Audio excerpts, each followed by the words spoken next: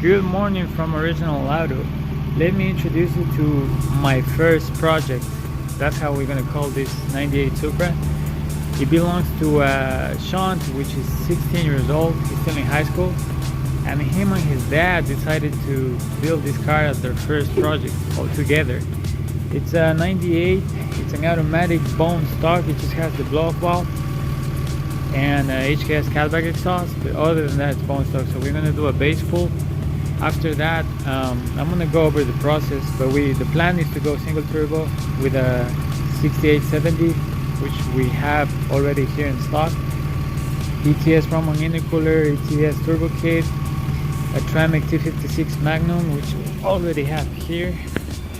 That one, which is built by Granas Racing to handle all the abuse. And as far as rear end, we're gonna go with Drive Shop 9-inch kit. So it's still gonna be an IRS, but it's just a lot more reliable. Alright, so let's make some pulls and see how much it makes bone stock. So we're actually all curious on the numbers. So we've never done a dyno pull on a bone stock Supra, so let's see how much it makes.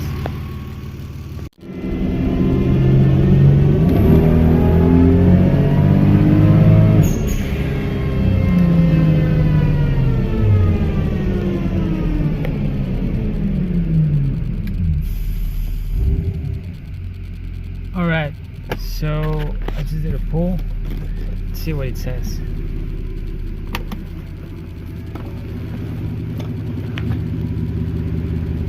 So that's 269. Interesting. Okay, let's do another one just to double check.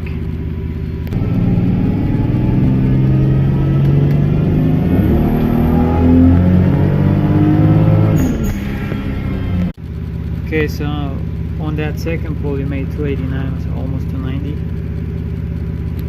Okay, so that's what a bone stock automatic twin turbo 98 Supra makes.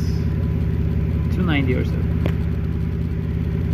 Okay, so obviously we're gonna go way over this, so time to start working on the car now. Okay, so here are some of the parts that we're gonna use. This is the 6870 turbo that we're gonna use. It's a dual ball bearing. It's kind of the biggest turbo of the smallest group, so it's a small turbo that makes big power pretty much. We're gonna use Haltech electronics, so a little gauge that shows everything that the ECU sees. So he has many gauges in one gauge. You can set it to show you AFR, RPM, boost, oil pressure, anything you want. Here's the ECU. We're going to use an Elite 2000. As far as engine, we're going to go with the Supertech single valve spring kit. Some GSC billet cams. These are the S2s. Some cam gears, the ones that everybody uses, the gold ones. Some ARP studs to make sure everything is in place.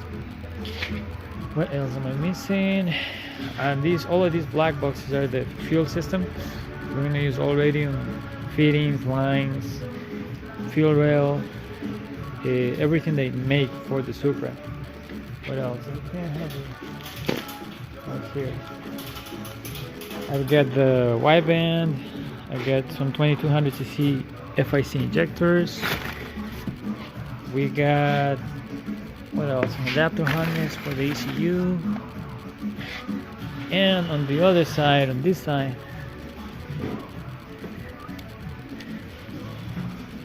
we got the Tramic trans, which I'll show you later.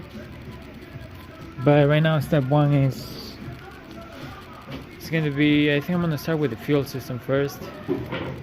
So we're just going to pull out all the stock stuff and start doing all the radium fuel system.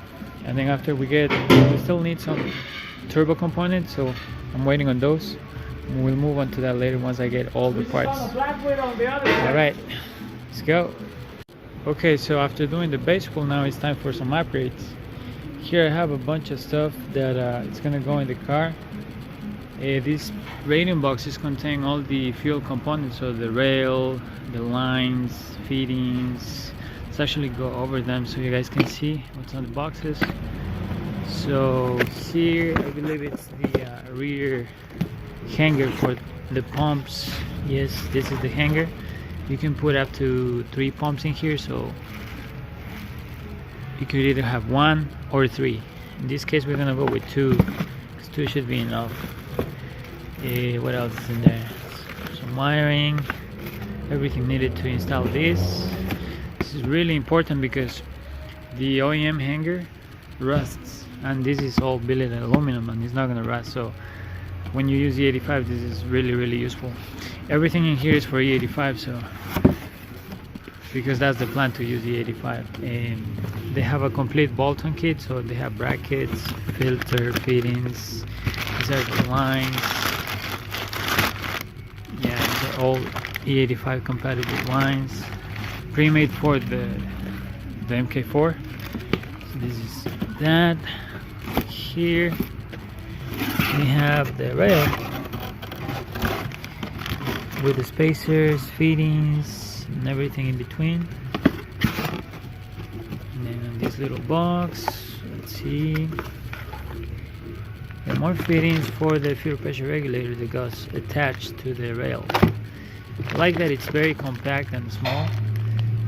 And then don't be deceived, because just because it's small regulator, it doesn't mean it won't handle good power. Moving on to the last little box. Actually there's a few more, but this one is, this is all the extra wiring for the secondary pump. Alright, another box in here. This is the damper for the fuel rail. Nice vacuum line. This last one.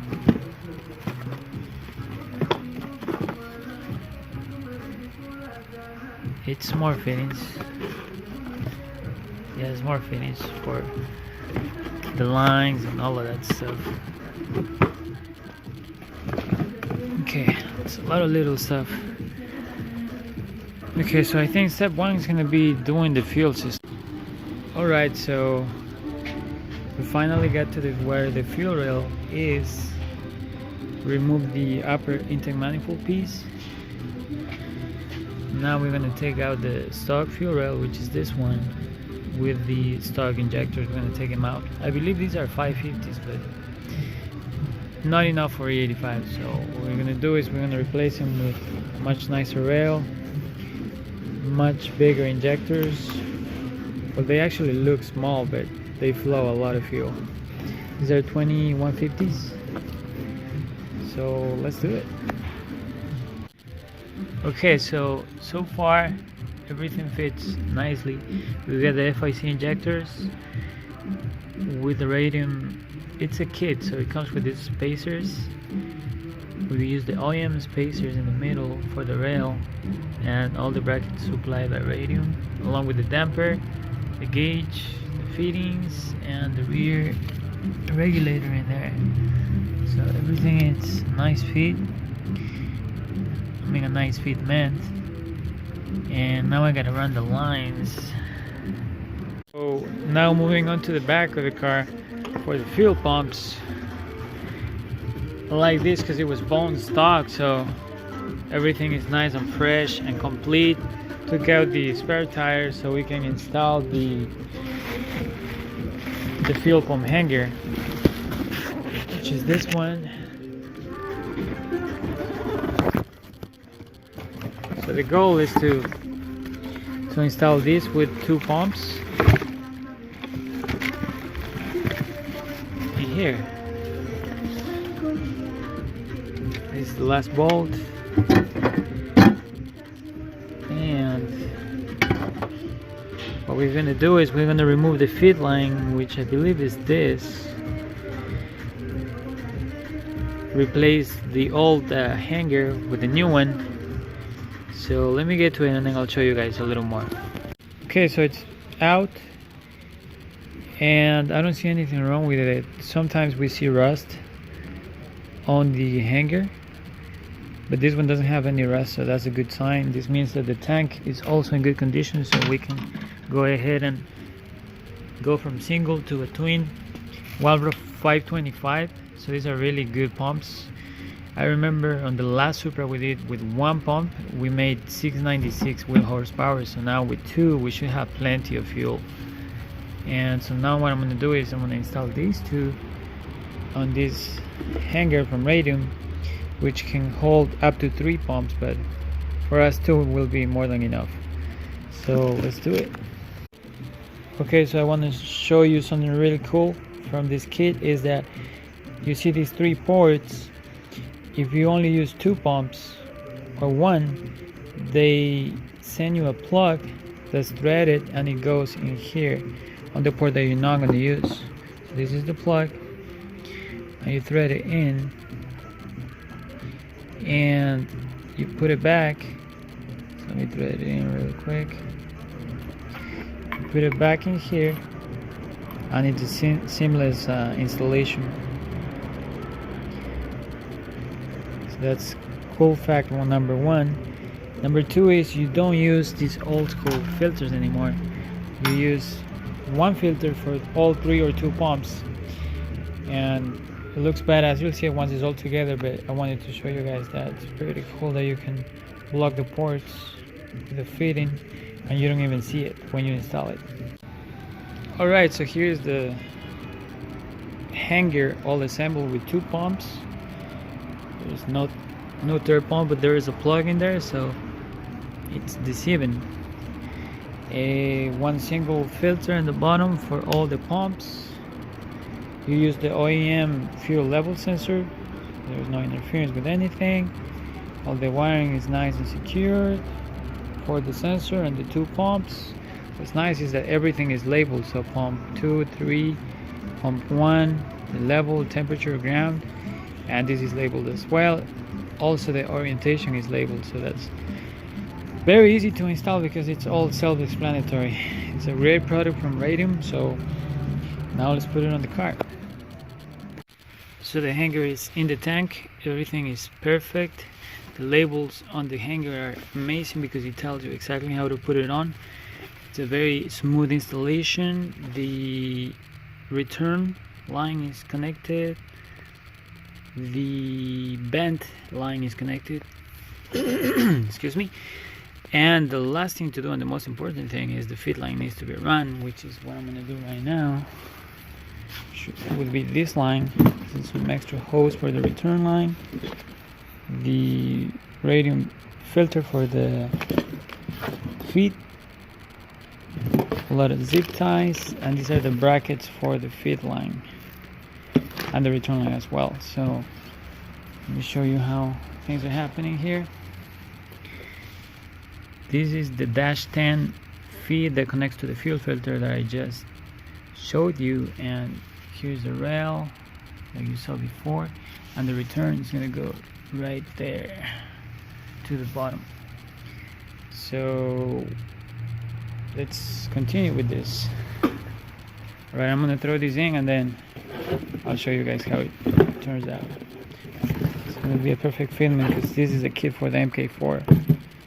And you should just go in there without any trouble. Okay, so on the bottom of the car, this is the feed line that I showed before. This is the filter with a bracket made also by Radium for this specific chassis. Anything that's an MK4 is going to fit like a glove in there. It's nice and solid. The brackets, you use the same bolts, like original bolts from the car.